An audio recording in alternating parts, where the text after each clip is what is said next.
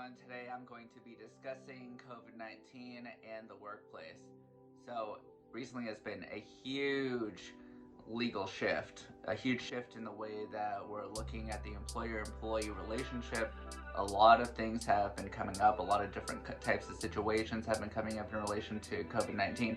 So, today I'm going to be spending some time just discussing some of the main topics, the common themes that we're seeing over and over again in relation to COVID-19.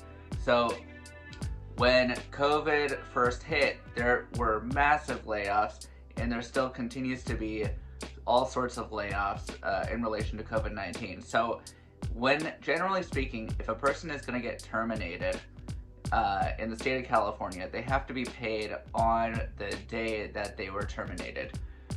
If you are terminated, you are owed your final paycheck that day.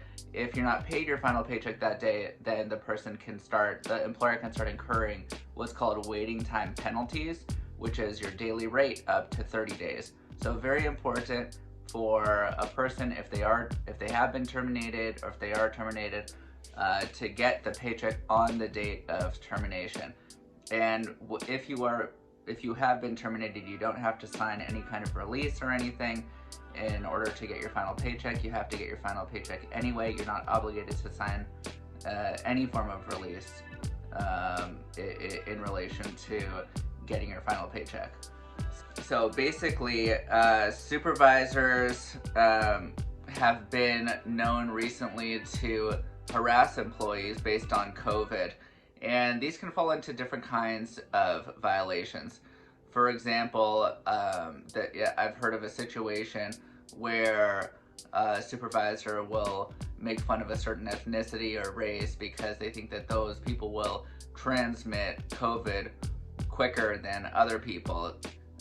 This is a harassing conduct based on race and ethnicity, and it is something that could expose the employer to liability, especially if they don't do anything about it and the supervisor or manager still continues to do it in the workplace. And so that has had a significant uptick. There's also been situations where employers or supervisors will harass employees who they believe have COVID or believe have not been vaccinated, and just start to harass them based on those characteristics. Those can be a little bit more complicated cases, but those are definitely things that a person should try and seek counsel in relation to if a person is being harassed based on those kinds of characteristics.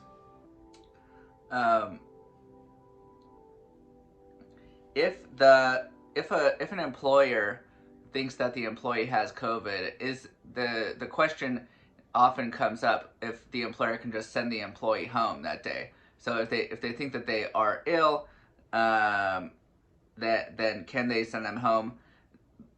Essentially, yes, it's very likely illegal that an employer can send an employee home if they believe that employee has COVID-19, because they don't want to expose others to COVID-19.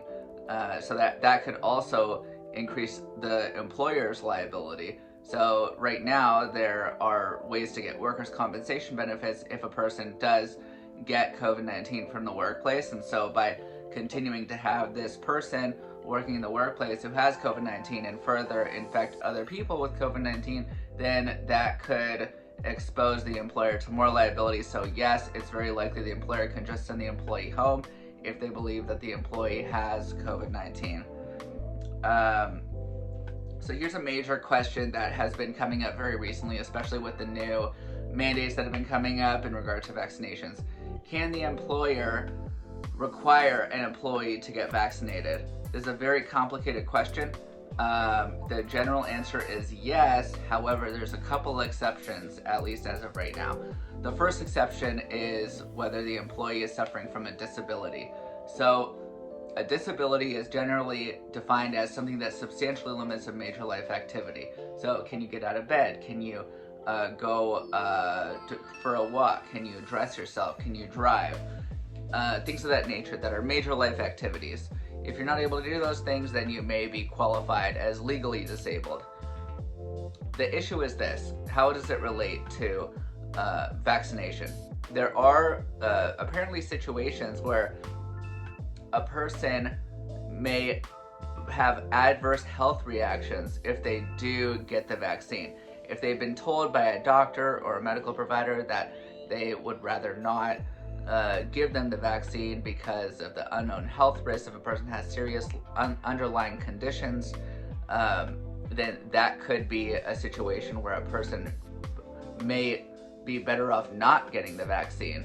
And in that kind of situation, then it's best for that person to bring the proper documentation to their employer and show them, look, I have this disability and I really should not be getting the vaccine. In that kind of situation, it may be illegal for the employer to force that employee to get the vaccine. Again, this is a very narrow circumstance, and it's probably very far and few between if a person is actually going to qualify under this kind of standard. The next known exception currently is what's called a sincerely held religious belief. So what is a sincerely held religious belief? It's an actual belief in a certain teaching of a religion that dictates that a person should not be getting this vaccine for this or that reason. So how does a person go about proving something like this? They could have a discussion with the employer. It's best to have documentation. Perhaps there's some certain teachings of the religion that the employee can show the employer that talks about that teaching, and whether it's not to undergo this kind of medication for whatever reason, or if they get a documentation, a letter from their religious leader, whether it is a priest, rabbi, whatever it is, to present that documentation to the employer to show that this person actually does have a sincerely held religious belief, and that because of that they should not be obligated to get the vaccine. Under that kind of circumstance, then yes, it may be illegal to force the employee to get a vaccine, especially when they have presented that they do have a sincerely held religious belief that they would not want to get the vaccine. If a person, okay, so now let's say an employee does have COVID-19 and they don't want to go in the workplace because they are just totally sick. Does the employer have to provide a reasonable accommodation? So in the state of California, the Fair Employment and Housing Act is what governs disability discrimination in the workplace. And essentially speaking, if an employer has 5 or more employees, then they have to accommodate people for their disabilities. So yes, they would have to provide some kind of reasonable accommodation unless it would cause some kind of really significant hardship, what we call as an undue burden or an undue hardship onto the employer. So absent something like that, then yes, the employer should probably provide a reasonable accommodation if the COVID-19 is resulting in the person actually being disabled, which I spoke about before, which means that they are substantially limited in major life activities. So next issue is if an employer is requiring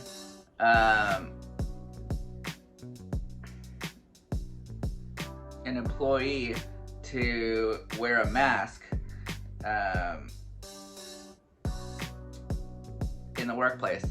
And the answer is, generally speaking, yes, the employer can require an employee to wear a mask. However, this will fall under, again, if the employee does have some kind of disability, and generally that'll be in the form of some kind of breathing disability. If the employee can't breathe, if they are going to be wearing a mask, then that would be an exception to the requirement of mandating that employees wear masks in the workplace if they truly cannot breathe because of a health-related reason.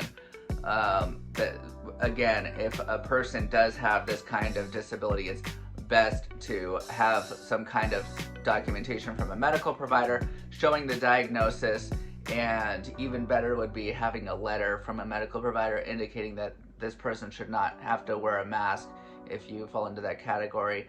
If requiring the mask is going to make it so that you're not going to be able to breathe in the workplace. So a lot of employers are requiring employees to get vaccinated and to get tested. Sometimes either or, you either get vaccinated or you undergo weekly testing. And it's probably likely that even once a person gets vaccinated, that employers will still require testing, especially if the employees are going to be getting symptoms. As we're learning more about the virus, it's showing that employees are people are still getting COVID-19 even when they are vaccinated. So the question is, who's going to pay for all these vaccinations? Who's going to pay for all this testing? And so if this is going to be a requirement on the part of the employer, that either the employee has to get vaccinated or undergo testing or both, then the employer is the one that should be paying for all this, or at least reimbursing for it. So the employer should pay for the vaccinations, they should pay for the testing, and if it's on hours worked, then they need to be paying for the travel as well. So the time that it takes in order to get the test, standing in the line, traveling over to get the test, so on and so forth.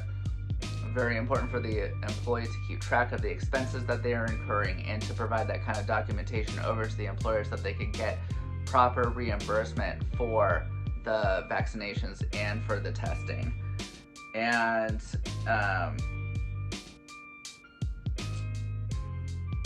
if the employer gets COVID-19 from the workplace, what can they do about it? They can undergo a workers' compensation claim, open a claim up, and try and seek reasonable compensation for the workplace injury. Right now, there are significant laws protecting employees in this kind of situation. Anyway, I hope this was helpful. This COVID-19 pandemic is honestly creating a lot of wild situations in the law, changing it very rapidly, and not just employers, but also attorneys and judges are looking for guidance and trying to establish new guidance. Now we not only have over a year of looking into the virus, but we also have over a year of looking into the litigation in regard to COVID-19 and how things are starting to play out in relation to the legal aspects of the employer-employee relationship due to the COVID-19 pandemic. If you have any questions, please leave a comment, and I look forward to sharing more information.